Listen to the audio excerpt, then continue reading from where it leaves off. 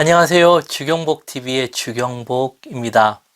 제가 계속적으로 듣는 기, 훈계가 얼마나 중요한가라는 것을 말씀드리고 있습니다. 솔로몬의 지혜를 우리가 본다면요. 이 솔로몬이 지혜를 얻는 과정에서도 그 지혜의 핵심이 훈계, 듣는 기라는 것을 우리가 알 수가 있습니다. 그 과정을 본다면 솔로몬이 지혜를 얻을 때 하나님이 소원을 물어보는 겁니다. 솔로몬아, 너가 진정 원하는 게 무엇인가? 라고 물어봅니다.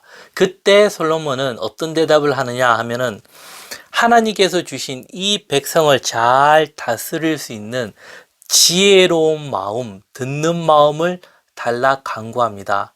이런 부분도 우리가 역사적인 이해가 좀 필요한데요. 왜 그러냐면 이 사울 왕이 나오고 사울 다음에 다윗이 나오고 다윗 다음에 솔로몬이지 않습니까? 이 사울은 참 쉽게 이런 정권을 얻은 왕입니다. 그리고 처음에는 겸손히 가다가 나중에는 교만하고 하나님을 등지는 인물이 되었습니다. 근데 다윗은 이 밑바닥, 정말 아무것도 없는 그런 속에서 이 왕의 자리까지도 간 이 인물입니다. 참 다윗을 연구해 보면은 많은 스토리가 있습니다. 그 다윗이 왕권을 잡아가고 강력한 이 정권을 만들어 감에 있어서 오랜 시간이 걸렸습니다. 그래서 다윗은 확고한 그런 자신만의 왕권, 정치를 해 나가는데 솔로몬은 그때 어떤 입장이었냐면 자기가 왕으로서 등극하기는 너무나 그 뒷배경이 약했다는 겁니다. 그러니까 자기 스스로가 참 불안한 마음이 강하다는 겁니다. 지금도 마찬가지입니다. 한 지도자, 지금은 뭐 대통령이라 얘기할 수 있죠. 예전에는 왕이라 얘기할 수 있는데 그 왕이 되기까지는 그 밑에 신하들이 있습니다. 그 신하들이 거의 다수가 움직여가는 경우가 많이 있습니다. 그래서 다윗은 그 신하들을 꽉 잡는 그런 왕, 의로운 왕이라고 얘기할 수가 있죠. 그런 강력한 힘으로 갔는데 솔로몬은 스스로가 생각하기에 너무나 미약한 겁니다.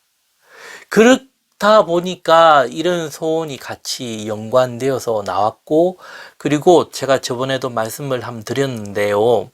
이 솔로몬이 가진 지혜라는 그런 민심, 백성들의 마음을 이해하는 게 그 아버지한테 배웠다는 겁니다. 영향을 받았다는 겁니다. 참 좋은 거죠. 한 나라의 왕이 자신의 이익을 생각한 것이 아니라 백성들의 의로움을 생각해서 백성들을 이해하기 위한 정치를 한다. 참 좋은 거 아니겠습니까? 근데 한 나라의 지도자가요, 자신의 이익을 위해서 모든 것을 다 속이고 의롭지 않은 정치를 하면은 참 불쌍한 게 누굽니까? 백성들이 불쌍하지 않습니까? 참 가슴 아픈 말입니다. 네. 이 솔로몬은 그런 마음에서 그 백성들을 잘 다스릴 수 있는 이 마음을 달라고 한 겁니다. 저도 처음에 지혜했을 때 어떻게 생각했냐면은 그 잠언을 읽었던 이유 중에 하나가요. 제 자신이 너무나 부족한 사람이다, 모자른다 라는 생각이에요. 어떻게 하면 좀 똑똑해질까? 좀 잘할 수 있을까? 잘하는 사람이 되고 싶은 마음에서 잠언을 읽었던 겁니다. 하나님을 경외하고 이런 거 없습니다. 똑똑한 사람이 되자. 그리고 이런 부분이 또 잘 해석된 게 삼국지이지 않습니까? 저도 삼국지를 참 여러 번 읽어보고 생각도 많이 해봤는데, 삼국지의 그 주 특징이 제갈량이 아니지 않습니까? 그 사람이 풀어가는 그 지혜, 참 그런 방법이 재밌지 않습니까? 그런 걸 배우려고 잠언을 이제 봤던 겁니다. 그래서 똑똑하고 현명하고 일을 잘하는 것이 지혜에 들어갈 수가 있습니다. 근데 이걸 비유를 한다면 이것이 한 우물에, 개울에 있는 물이다 라면요. 지혜는 어떻게 또 비유할 수 있냐면은 큰 바다와 같이 아주 넓은 세계도 있다는 겁니다.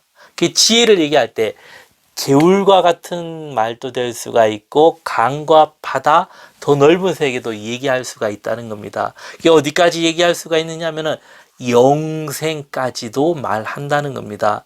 그래서 시작은 어디냐? 듣는 귀라는 겁니다. 훈계.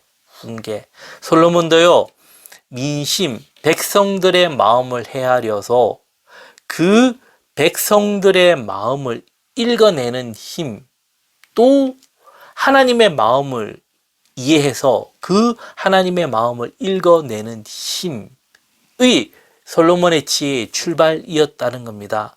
그래서 우리가 사랑을 얘기할 때 하나님 사랑과 이웃 사랑을 얘기하지 않습니까? 그러면 정상적인 방법에서는요, 하나님을 사랑하게 되면 자연스럽게 이웃을 사랑하게 되어 있습니다.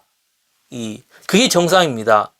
그런데 이웃을 사랑하지 않으면서 하나님을 사랑한다. 이건 아닙니다, 우리가. 참 이게 어려워요. 이웃을 사랑한다는 게 뭘까? 참 이런 부분도 해석하기가 참 어려운 부분입니다. 참 어렵습니다.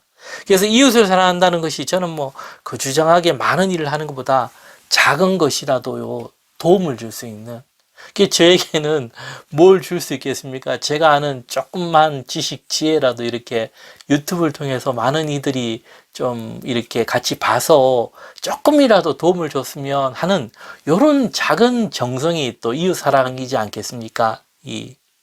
그래서 우리가 이런 부분을 잘 이해를 해야 된다는 겁니다. 이 솔로몬의 지혜의 출발은 어디서 왔는가 하면요, 이런 백성들의 마음을 이해하는 그 마음에서 왔다는 겁니다. 그렇기 때문에 하나님께서는 왜 후에 솔로몬이 그것을 강구했을 때 하나님이 기뻐하셨냐면은 의로운 정치, 공평과 공의의 법을 실현하고자 하는 그 마음의 중심을 보고 기뻐하셨다는 겁니다. 그리고 하나님이 무엇을 주셨죠?